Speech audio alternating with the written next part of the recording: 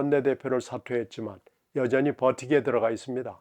공천 뇌물건은 당적 유지와 의원직 유지를 할 수 있느냐로 초점이 모아집니다. 이제 김 의원을 지켜줄 수 있는 방안은 경찰 수사 소명과 대통령 지원밖에 없습니다. 이런 때 김 의원이 직접 관련된 동작구 공천 뇌물 사건이 터져 나오고 이재명이란 이름이 등장합니다.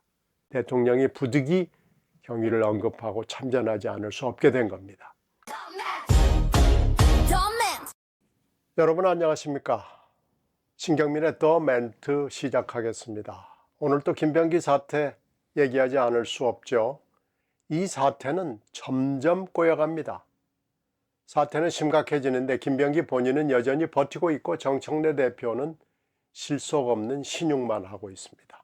급기야 이 사태에 대통령 이름까지 나타났습니다.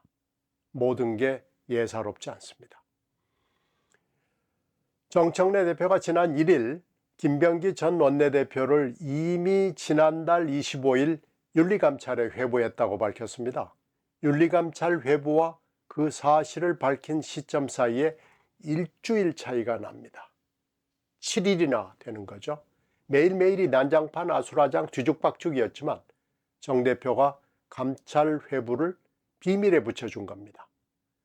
김 원내와 그리 사이가 좋아 보이질 않는데 대표로선 최소한의 기본 조치했다는 면피를 하면서 김 원내에게 유리하게 비밀 유지를 해준 겁니다.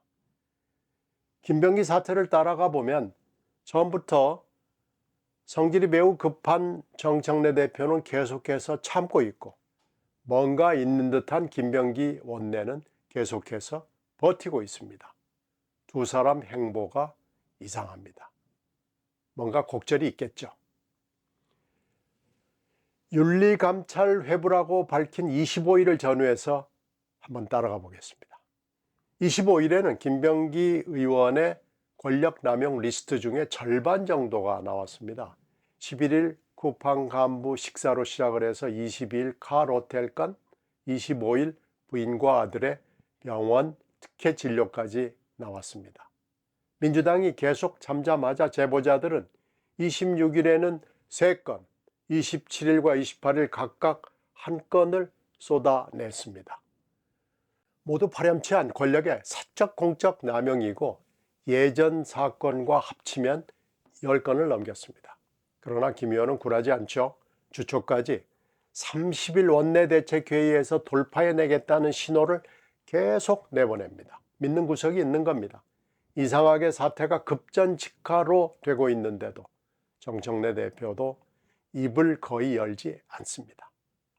급기야 29일 밤 결정적으로 강서구 공천 뇌물이 보도로 터져 나왔습니다. 제보자들이 정청래의 비상식적 침묵과 김병기의 여유 있는 버티기에 참다가 공천 뇌물로 결정타를 때린 겁니다. 만약에 정 대표가 25일 윤리감찰 회부 사실을 즉각 알렸더라면 또는 그 이후에라도 밝혔더라면 만약 김 원내대표가 사퇴를 시사했더라면 어떻게 됐을지 모르겠습니다. 이런 전말을 종합하면 정 대표는 뭔가에 눌리고 있었고 김 의원은 믿는 뒷배가 있다는 얘기입니다. 이건 팩트입니다. 지난 1일에 정 대표와 김 의원의 행보는 계속 예사롭지 않게 이어집니다.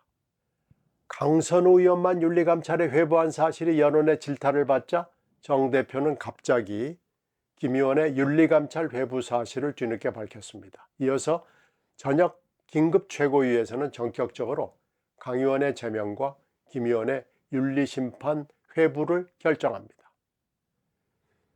최고위원과 서울시당 위원장을 지낸 제 경험상으로 보면 민주당 지도부가 29일 밤 공천 뇌물 보도 직후에 부랴부랴 지난 22년 시당 공천위 회의를 들여다봤습니다. 강선우 의원의 책임을 구체적으로 말한 점으로 볼 때 기록을 본 증거가 바로 여기에 나타납니다. 당시 안규백 시당 위원장에게 사실 확인을 하는 게 맞았을 겁니다. 시당 공관위 회의 기록을 확인하지 않았다거나 회의 기록이 사라졌다면 정당도 아니고 대표도 아닙니다. 원래 공관위원인 강선 의원이 지역구 사안에 대해 발언하려면 공관위가 정식으로 소명을 요청해야 합니다. 이런 형식적 절차는 지켜졌을 테니까 공천 뇌물을 받고도 단수공천을 주장한 사실이 회의록에서 확인된 만큼 중차대한 범법을 한 겁니다. 최고위원회는 바로 이 책임을 묻지 않을 수 없어 제명을 결정한 겁니다. 관계자 입을 통해 추후에 이런 사실을 확인해 주었습니다.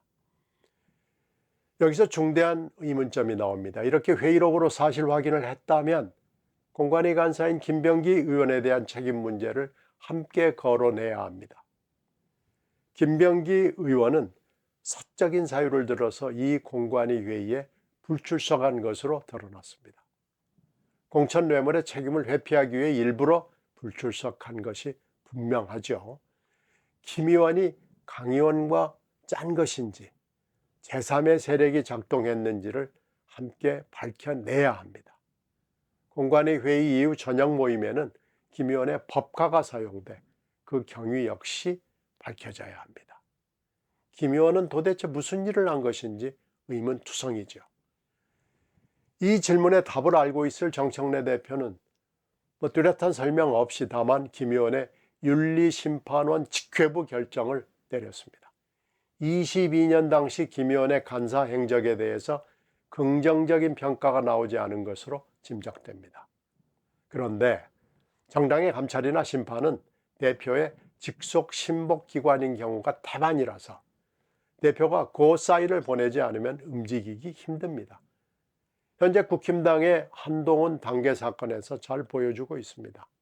정 대표는 김 의원에 대해서 단호한 척, 대응하는 척 하지만 12월부터 지금까지 실질적인 사실에 대해서 함구하거나 아니면 이루어진 건 없습니다.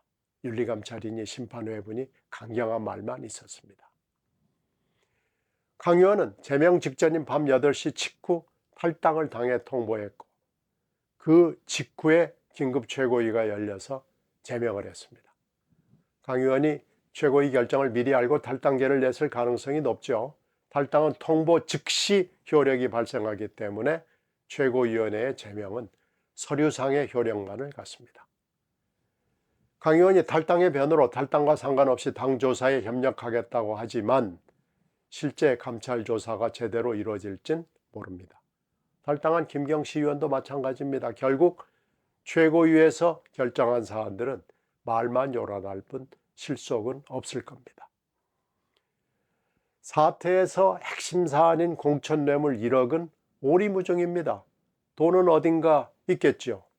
김경도, 강선우도 그런 돈은 없거나 모른다고 말합니다.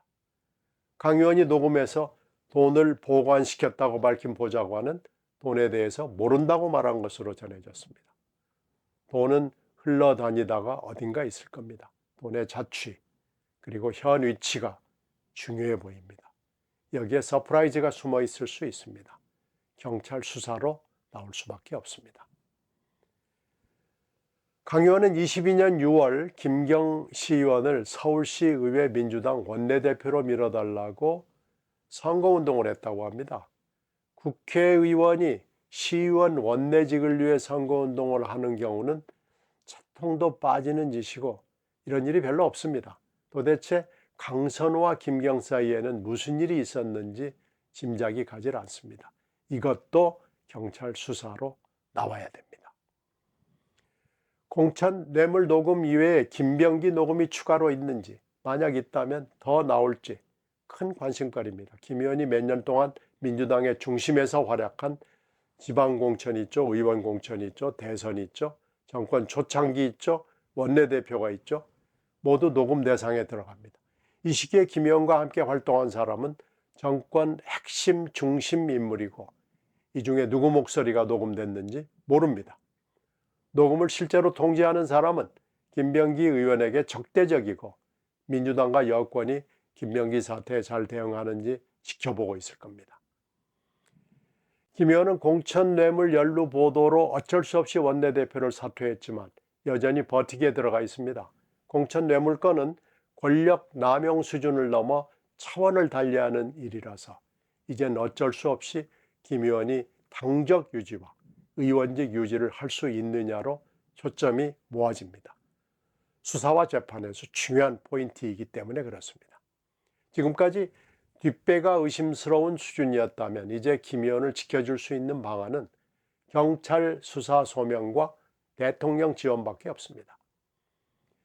이런 때 김 의원이 직접 관련된 동작구 공천 뇌물 사건이 터져 나오고 대통령 이름이 여기에 등장합니다.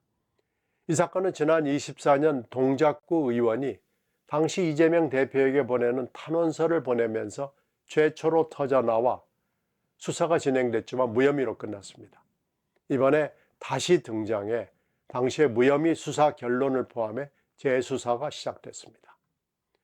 당시 동작구 이수진 국회의원이 라디오에 출연해서 이재명 대표실로 탄원서 보냈고 이 탄원서가 돌고 돌아서 지탄의 대상인 김 의원에게 전달돼 버려 일이 꼬였다고 비난했습니다. 당시 이재명 대표가 어디까지 알았는지, 왜 어떤 경로로 김 의원 손에 들어갔는지, 어떻게 당내 조사와 경찰 수사가 무마됐는지 등 여러 가지 의문에서 이재명이란 이름이 등장합니다. 묘한 상황의 진전이죠. 대통령이 부득이 경위를 언급하고 참전하지 않을 수 없게 된 겁니다. 이제 경찰 수사가 주목거리입니다. 경찰을 지휘하는 윤호중 장관은 원칙론을 말하지만 경찰 수사가 미묘하고 난삽한 권력 핵심 대목을 제대로 건드릴 수 있으리라고 보는 사람은 존재하지 않습니다. 특검 이외에 답이 없습니다. 그러나 지금 야당이 힘을 발휘할 수 있을지는 알 수 없습니다.